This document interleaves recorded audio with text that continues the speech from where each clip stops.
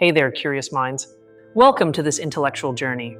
Today, we're diving deep into one of the strangest and most dangerous paradoxes of our time, one you probably experience every single day without realizing its true scope or what it really means for your personal life. It's an uncomfortable question, but it's one we absolutely need to ask ourselves once and for all. Have you ever caught yourself saying, with an odd mix of complaint and pride, "I'm exhausted"? Think about the last time you said it. How did it feel? Was there a part of you that felt important, in demand, even validated by that level of extreme tiredness? If so, you're not alone. You're participating in a very widespread social ritual. We've reached a point in history where exhaustion, a clear symptom that we're pushing past our physical and mental limits, has become a badge of honor. It's a strange kind of virtue. But how did we get here? At what point did we decide that being on the verge of collapse was something to be admired, rather than a crucial warning sign from our own bodies? The answer is complex, lying at the intersection of sociology, psychology, and economics. Our culture has woven a narrative where productivity isn't just a means to an end, it's the end in itself. Your worth as a person, according to this unwritten script, is directly tied to how much you produce, to how busy you are all the time. This is known as hustle culture. It's the idea that every minute of your life must be optimized for work, for production, for climbing an invisible ladder towards a success that's never clearly defined. Rest in this paradigm isn't a biological necessity, it's a lost opportunity, a luxury for the weak or the unsuccessful. The sociologist Max Weber in the early 20th century already spoke about something called the Protestant work ethic. Simply put, it's the historical idea that hard work and discipline were not only economically beneficial but also morally righteous, a sign of virtue and salvation. We've inherited a secularized version of this, stripped of the religious aspect. Today, that ethic has transformed.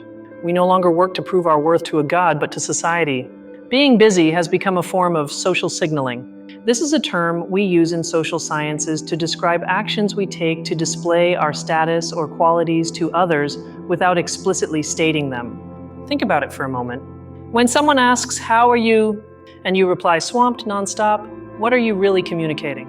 You're not just describing your schedule. You're saying, "I'm important, people need me, my time is valuable." Exhaustion becomes the tangible proof of your relevance in the modern world, irrefutable evidence. This is a silent, constant competition.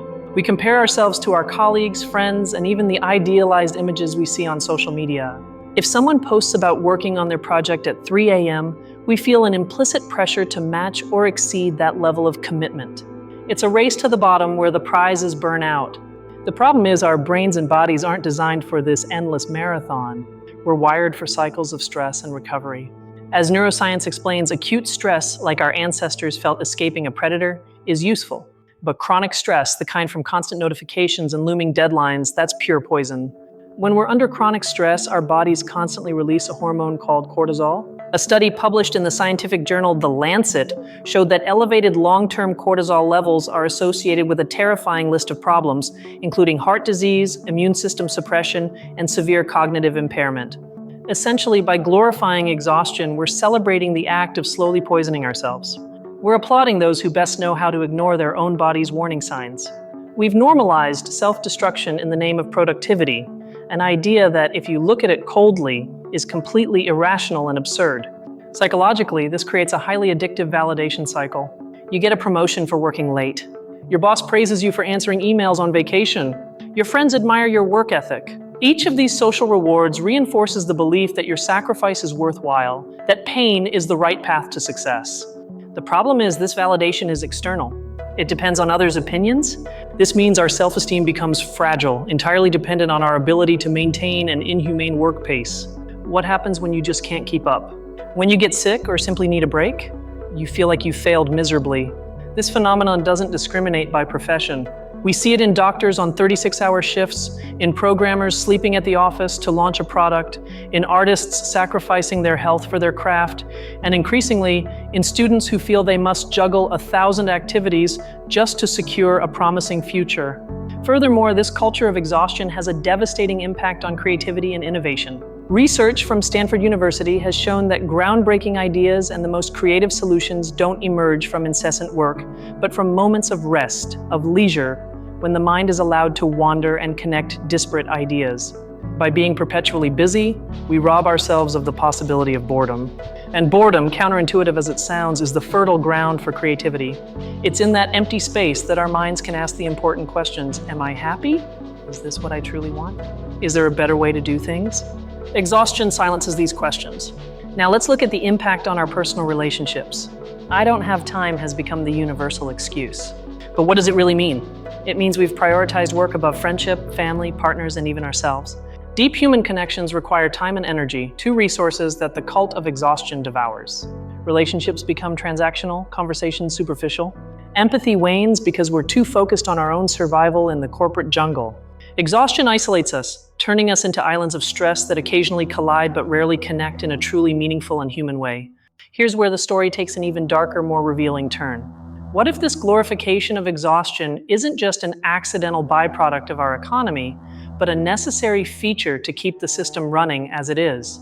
What if exhaustion were, in a way, a highly sophisticated and useful tool of social control? An exhausted population is a docile population. When all your energy is consumed by working and recovering from work, very little is left to question the status quo. You lack the strength for civic participation, for activism, for demanding better working conditions, or for reflecting on the injustices of the very system that's exhausting you. Exhaustion is the enemy of critical thought. It requires a rested, clear mind to analyze propaganda, to differentiate between what's urgent and what's important, and to imagine a different future. A person on the brink of burnout isn't thinking about changing the world. They're thinking about how they're going to survive until the next weekend. Therefore, by participating in this culture, we not only harm ourselves, but unknowingly contribute to perpetuating a system that benefits from our tiredness. We become the wardens of our own cage, criticizing those who choose to rest and praising those who run faster on the hamster wheel, which ultimately goes nowhere. Philosopher Anne-Marie Slaughter coined the idea that it's no longer just about having it all, but doing it all. This pressure is especially intense for women, who often face the double burden of professional work and unpaid care responsibilities at home, making exhaustion an almost universal experience for them. So what's the way out of this labyrinth? It's not about advocating for laziness or irresponsibility. Work can be a source of meaning and purpose. The key is a radical redefinition of what we consider a successful life. We must shift the focus from external productivity to internal well-being, a change that seems simple but is anything but. The first step is conscious recognition. Every time you feel proud of your exhaustion, pause. Ask yourself, who truly benefits from this feeling? Is it moving me closer to the life I want, or simply making me a more efficient cog in someone else's machine? Awareness is the beginning of all possible liberation. The next step is to set clear, firm boundaries. This means practicing the right to disconnect. Your time outside of work is yours. It's not a favor granted by your employer. It's a fundamental right for your mental and physical health. It means turning off notifications, not answering emails after hours, and protecting your rest time as if it were sacred. We must also start celebrating rest and leisure, not as an absence of work, but as a productive activity in itself. Productive for our health, our relationships, and our creativity. We should talk about our hobbies, our walks in nature, our naps, with the same pride we talk about our career achievements. Collectively, we need to advocate for healthier work cultures. This includes shorter work weeks, as successfully experimented with in several countries, vacation policies that are actually enforced, and leadership that leads by example, taking breaks and fostering a real work-life balance for everyone. Rejecting the culture of exhaustion is a radical act of self-preservation and quiet rebellion. It's asserting that your worth as a human being isn't measured in hours worked or emails answered. Your value is inherent. You exist, and therefore you are valuable. It's a simple concept, but we've built a world that makes us forget it every single day.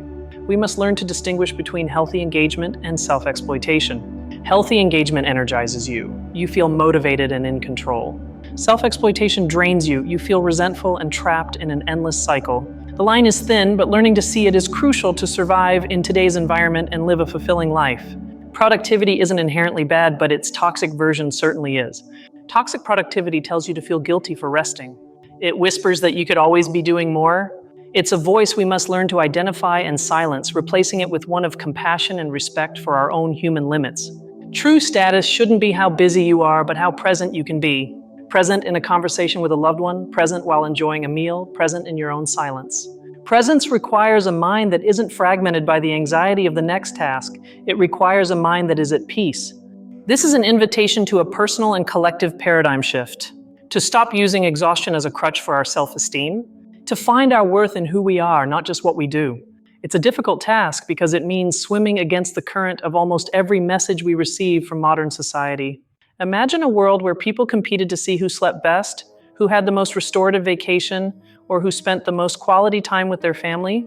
It sounds utopian, but every person who decides to step off the exhaustion treadmill brings us one small step closer to that reality, a much healthier one for all of us.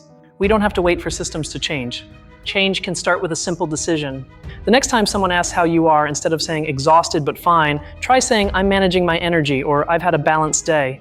It might feel strange at first, but you'll be planting a seed of change. Ultimately, the question we must ask ourselves is simple. What story do we want to tell about our lives? Do we want it to be a chronicle of endless projects and sleepless nights, a frantic race toward a constantly receding finish line? Or do we want it to be a story of connection, learning, joy, and inner peace despite the difficulties? Exhaustion as a badge of honor is one of the most seductive and destructive lies of our time. It's a trap that promises status in exchange for our health, our happiness, and ultimately, our humanity. Recognizing the trap is the first and most crucial step to escaping it and living a freer life. Life isn't a competition of endurance to suffering. It's an opportunity to experience, to grow, and to connect. Let's honor that opportunity by giving ourselves permission to rest, to recover, and to simply be human, with all our strengths and, most importantly, with all our valuable and necessary limits. Think of it this way: our time is the most valuable and finite resource we possess.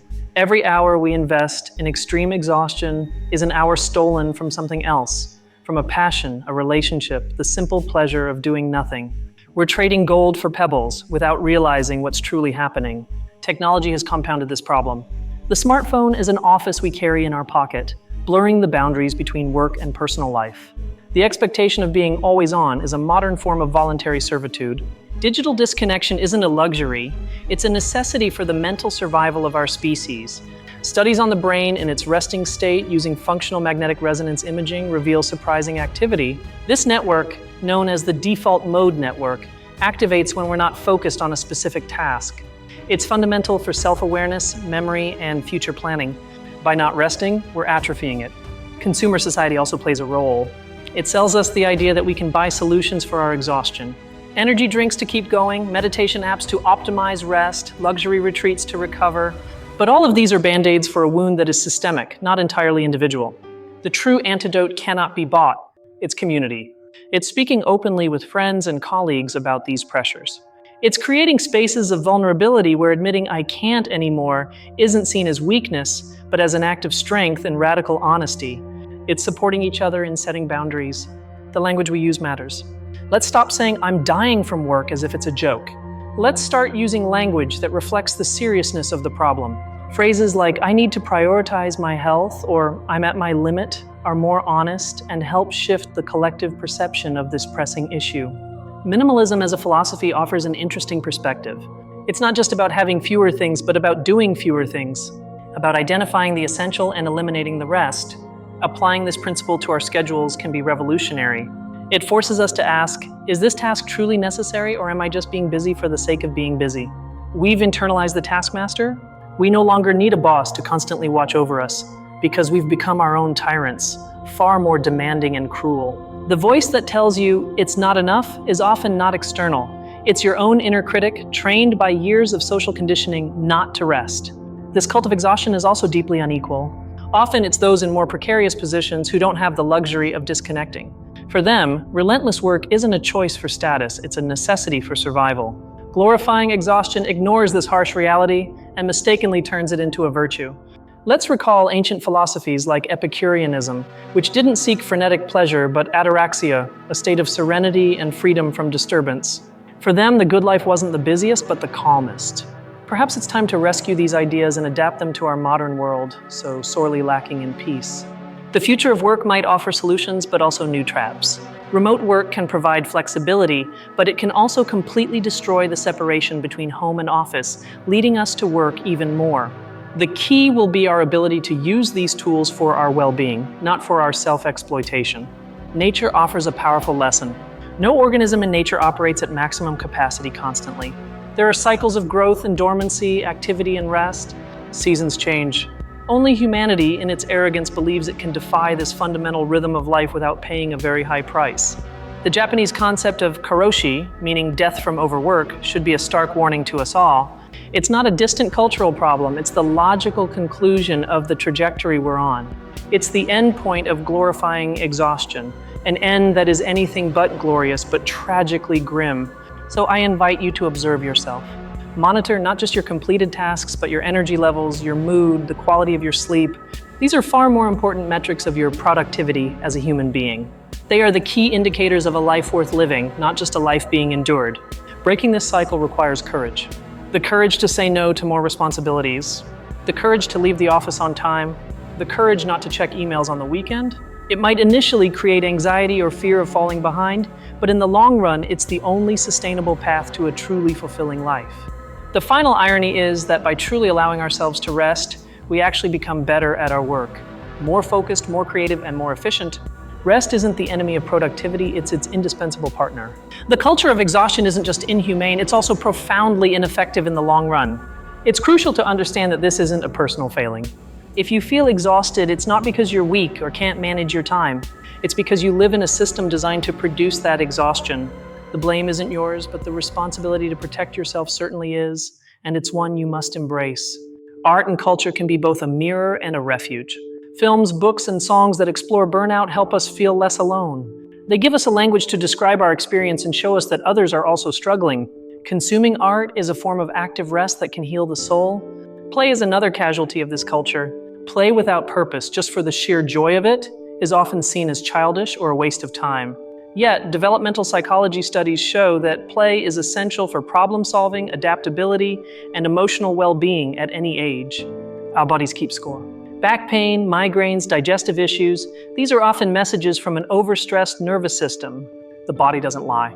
Listening to it isn't an option, it's an obligation if we want a long and healthy life. Ignoring it is a form of self-inflicted violence.